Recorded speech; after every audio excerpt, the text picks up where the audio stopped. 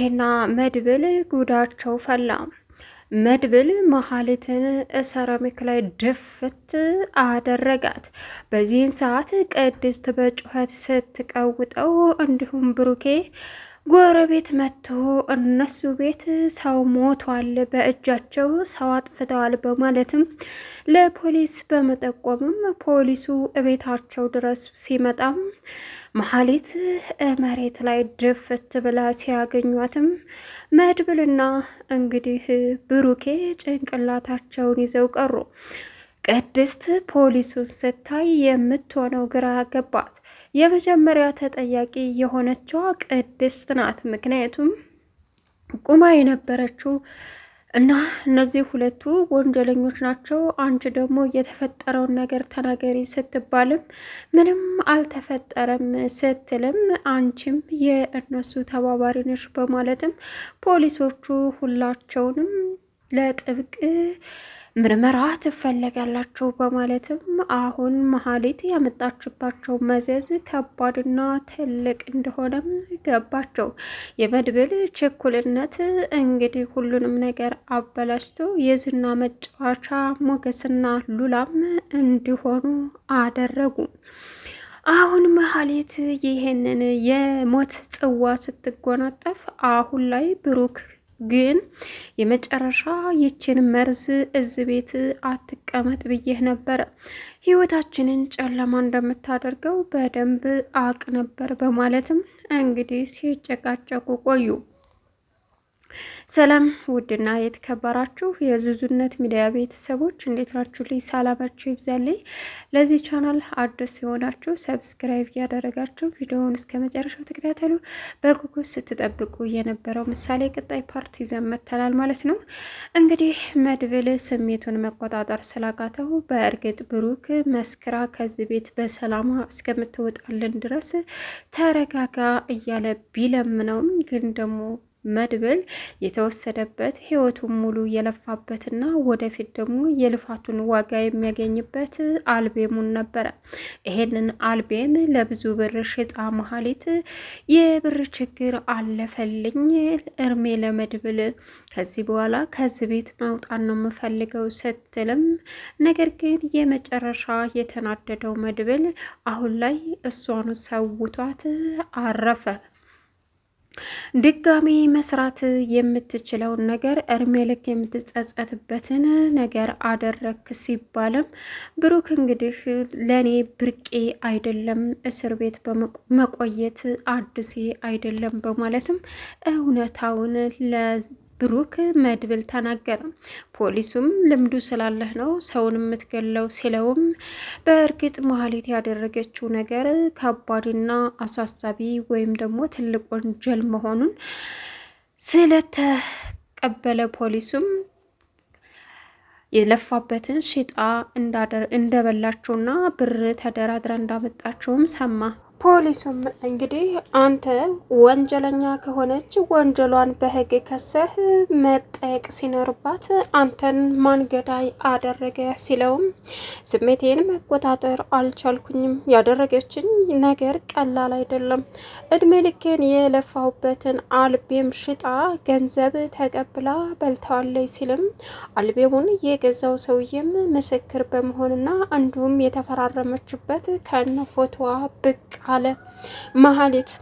መሀሊት እንግዲህ ይገባታል በማለትም ፖሊሱ ራሱ መሀሊትን አሁን ላይ በጣም በሚያሳዝን ሁኔታ መድብል ስለጎዳት መሀሊትን የሚጠይቅ ወይም ደግሞ ለመሀሊት ማንም ሰው ተቆርቋሪ ሆኖ ሊከሰውም ሆነ ጥላትነቱን ሊጋፈጠው የሚችል ሰው ስለሌለ የመሀሊት ደም በከንቱ ደመ ከልብ ሆኖ እንደሚቀርም ተነገረ። ሌላው አሁን ላይ እንግዲህ ቅድስት ፖሊሱ ሲገባ የመጨረሻ በድንጋጤ ደርቃም ተገኘች። ነገር ግን ብሩክና መድብልም በዛ ድፍት ካደረጓት በኋላ ንጹሕ ወንድሜ አንተ እኮ ብትታሰርም በጀግንነትህ እንጂ በእውነትህ እንጂ ሰው ገለህ አይደለም አለ። መድብልም እስር ቤት ለእኔ ብርቄ ወይም አዲሴ አይደለም፣ እንዳቃጠለችኝ ድብን አርጊያት ለእኔ ትልቅ ግልግል ነው በማለትም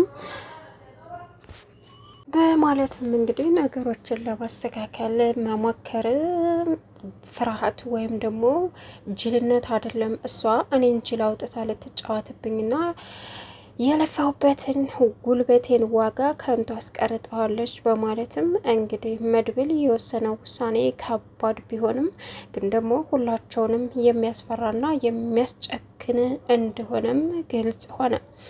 ሌላው አሁን ላይ ሞገስና ሉላ በጭንቀት የሚገኙበት ምክንያት ጠበቃው ከዝና ጋር ከተገናኘ ዝና ደግሞ እኛ ያለንበት ድረስ ይመጣል በማለትም እየተጨናነቁ ቢገኙም ግን ደግሞ ቦታቸውን ስለቀየሩ እንዲሁም ደግሞ በገንዘብ እጥረት እየተሰቃዩ ይገኛሉ።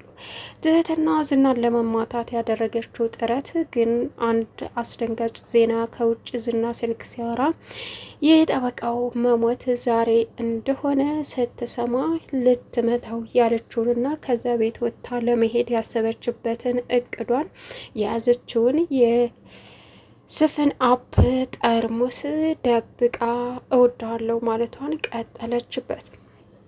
እሱም ላንቺ የሚሆን ስሜት የለኝም ሉላን ካየኋት ጀምሬ በማለትም በድጋሜ ልቧን ለመስበር ቢሞክርም ትህትና ወዳው ሳይሆን ልትበቀለው ደንደሱን ብላ ከዚያ ከቤት ወጥታ ልታመልጥ እንደሆነም ተረዳች። ሀሊት እንግዲህ ያገኘችውን የሞት ጽዋ ሁሉንም ነገር ትታው ጭልጥ አለች። አሁን ላይ እንግዲህ ሞገስ እሷ በመሞቷ ዝና ይዘናጋል ብሎ ቢያስብም ዝና ግን ሉላን መፈለጉን ስላልተወ አሳሳቢ ሆኖም ይገኛል። አሁን ላይ ወደ እነ እሱ የፖሊስ አካል ቢመጣም ግን ደግሞ የሰራችው ስራ ቀላል እንዳልሆነና የሚገባትን እንዳገኘችም ለጊዜው ብሩክና መድብል በቤታቸው ቆይታ እንዳደርጉ እስክሬኗ እንዲመረመርም ፖሊሶቹ ይዘው በመሄድ እናም ቅድስት ይቺ አረመኔ ዱርዬ ድሮም ህይወታችንን እንደምትበጠብጠው አቅ ነበር በማለትም እየተናደደች ብትገኝም ብሩክና ቅድስት የራሳቸውን ህይወት ለመኖር ዝግጁ ሆኖ ባሉበት ሰዓትም ሰው ቤታቸው መሞቱ እጅግ በጣም አሳሳቢ ነው። ቅድስትና ብሩክ ደስ በሚል ሁኔታ ወደፊት ሽማግሌ ልኮ ከነ ክብሯ ሊያገባ ዝግጁ እንደሆነም ግን ደግሞ መሀሌት በመሀል ገብታ እነሱን ጥዬ የትም ቦታ መሄዴ አይጠበቅብኝም፣ ስለዚህ እዚሁ ተቀምጬ ብሩኬን ጥዬ መሄድ አልችልም፣ ይችን ኮተታም የሆነች ከዚህ ቤት ስሯን ንቅል አርጌ አስወጣታለሁ እያለች እንግዲህ ቅድስት ላይ ሴራዋን ስትጠነስስ ሴራዋም ሳይሆንላት ቀረ። ኢፍራታ ጋር በእርግጥ ደውላ ዛሬ እኮ ባለ ገንዘብ ነኝ፣ ብር አለኝ፣ እርሜ ለመድብል እያለች ስትላላጥም ነበረ ከመሞቷ በፊት።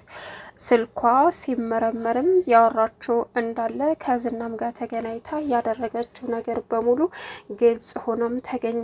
የወንጀለኛ ተባባሪና ወንጀለኛም ስለሆነች እሷ ራሱ ተፈላጊ ስለሆነች ወንጀለኛ ብትሞትም አታጎዳም የሚልም ህጉ ለመድብል አይደለም። በዚህን ሰዓት እያንዳንዱን ድርጊት አሁንም ዝናና የስራ ባልደረቦቹ መታሰር እንዳለባቸው ብሩኬና ፖሊሱም ሁላቸውም በመወያየት ላይ ይገኛሉ። እንግዲህ ዳጣ ከቤት ወደዛ ለመሄድም በጣም እየፈራችና እየተጨነቀችም ስለሆነ ግዴታ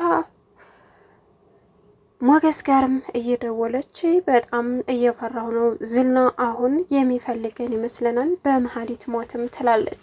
ቅድስት መሀሊት ስለተሰናበተች ደስ ቢላትም ግን ደግሞ የጋብቻ ጊዜያቸው በእሷ ምክንያት ሊራዘም ይችላል።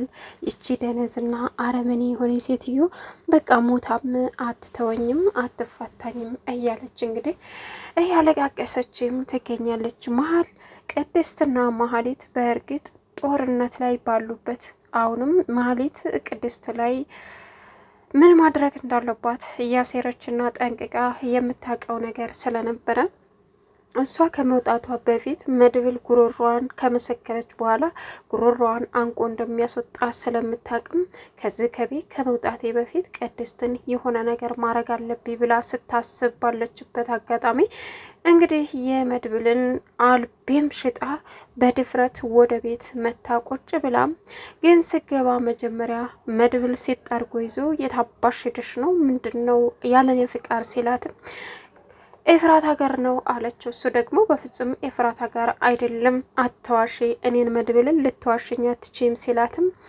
እዝና ጋር ነው እያለች መቀባጠር ጀመረች። ስለ እናንተ ክስ መመስራታችሁን አቋል፣ እኔንም እያስፈራራኝ ነው፣ ቶሎ ልመስክርና ገላግሉኝ ስትለው አንቺ ካለሽበት እጅሽ ካለበት ያልተጠየቅሽውን አትቀባጥሬ ግን እጅሽ ካለበት እመኝኝ እደፋሻለሁ ሲላትም ምንድነው የጠየከኝና የመለስኩት ስትለውም እኔ የጠየቅኩሽ ስለዝና የምታወሪውን እኛም እናውቃለን፣ ግን ደግሞ እመኝኝ የሆነ የጠፋው እቃ ላይ ያንቺ እጅ ካለበት እደፋሻለሁ በማለትም እንግዲህ መድብል አስቀድሞ እንደዛተባት እንዲሁም ደግሞ የሆነ ነገር ቢሆን አደራህን እያለች ለዝና ጽፋለታለች።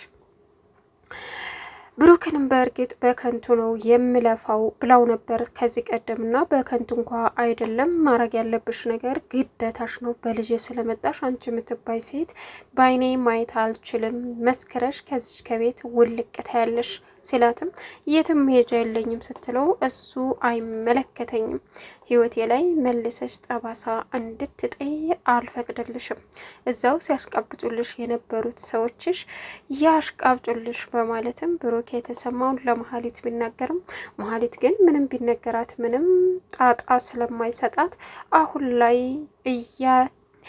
ከፈለች ያለችው ዋጋ ከባድና አስቸጋሪ መሆኑ ይታወቃል። እንግዲህ ዝና በዚህ ቀደም